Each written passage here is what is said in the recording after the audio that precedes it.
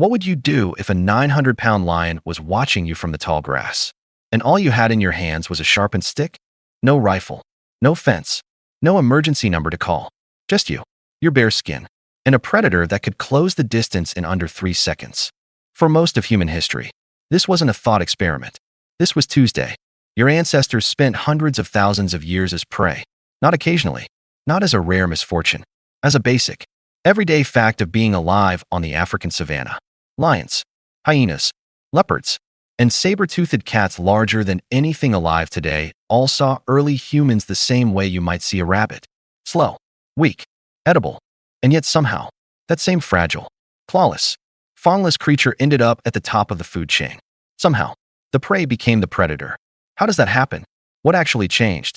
The answer isn't what most people assume. It has almost nothing to do with strength. It has everything to do with a handful of strange advantages your body still carries today, whether you've ever noticed them or not. Let's start with the bones. At Olduvai Gorge in Tanzania, paleoanthropologist Robert Blumenschine spent years examining something most people would find unbearably tedious: ancient animal bones, covered in tiny marks. Under a microscope, those marks tell a story. Tooth marks from carnivores look different from cut marks made by stone tools, and at certain layers, dated to roughly 2 million years ago. Blumenschine found both kinds of marks on the same bones, in a very specific order.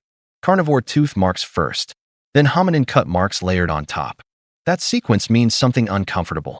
Your ancestors weren't taking down healthy zebras and antelope with spears. They were walking up to carcasses that lions and hyenas had already killed and abandoned, and scavenging what was left, sometimes fighting off other scavengers just to get close enough to cut away scraps of meat and crack open bones for marrow. Picture that for a second. Not a triumphant hunt, a desperate, dangerous scramble around a rotting carcass. Other predators still lurking nearby. Your ancestor grabbing whatever calories they could before something bigger and faster decided they looked like dessert too. This is not the origin story you were told as a kid. There's no heroic hunter with a spear raised against a mammoth. There's a small, thin-skinned creature crouched over scraps, listening for footsteps, ready to run.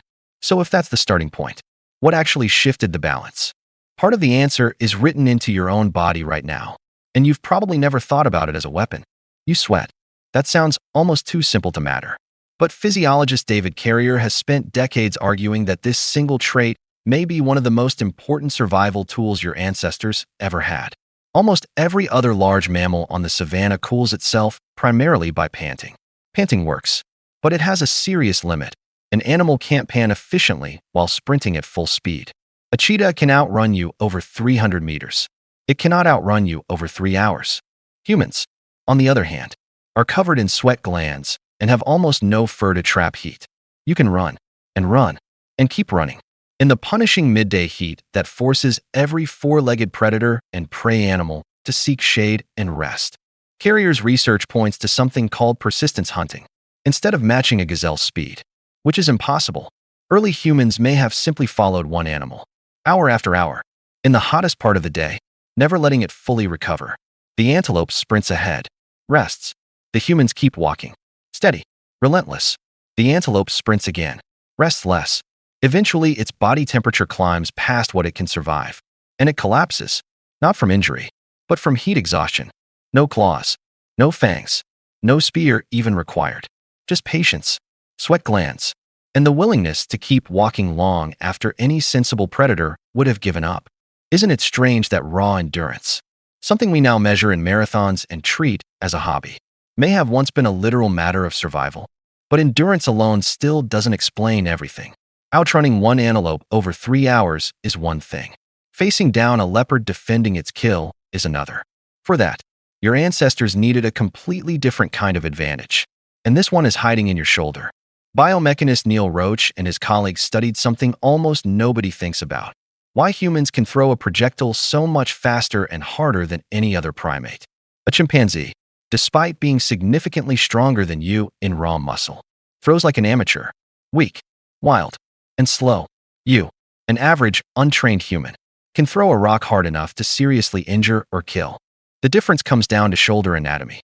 Human shoulders evolved a specific combination of a lower, more mobile joint and elastic tendons that act almost like a slingshot. storing energy as the arm winds back and releasing it in a fraction of a second. Roach's research showed this mechanism lets a human arm reach angular velocities among the fastest rotational movements in the entire animal kingdom. Chimpanzee arms simply cannot replicate it. That means a group of early humans standing at a distance, throwing rocks or sharpened wooden spears, could injure or drive off a predator without ever getting close enough for claws or teeth to matter. Distance turned a fragile, slow-moving primate into something genuinely dangerous. Let's put these pieces together and reconstruct what a single confrontation might have actually looked like.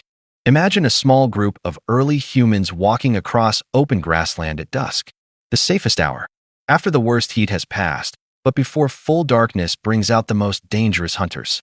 A hyena spots them, drawn by the smell of meat they've been carrying from an earlier scavenged kill. It creeps closer, low and confident, expecting easy prey. Instead of scattering, the group tightens together. Someone shouts, bodies straighten to look taller, and then the first stone flies, thrown hard enough to actually hurt, followed by a second and third from different directions at once. The hyena isn't facing one slow target.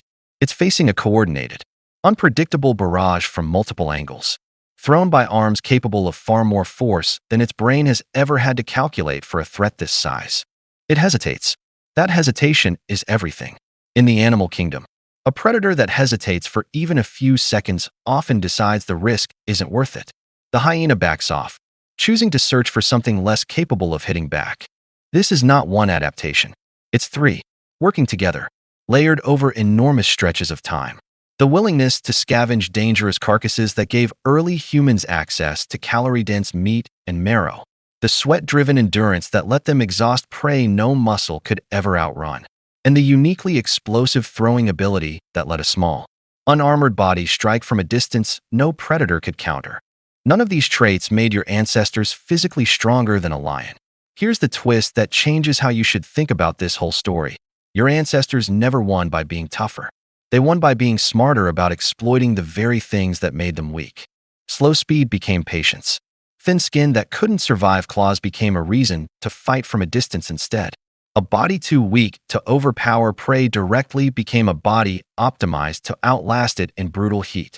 Every apparent weakness got repurposed into a strategy no other animal on the savanna could match.